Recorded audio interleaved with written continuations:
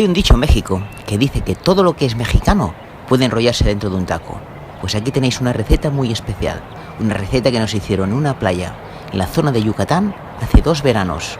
Nos lo preparó la abuela María y aquí está para todos vosotros. Bienvenidos a México.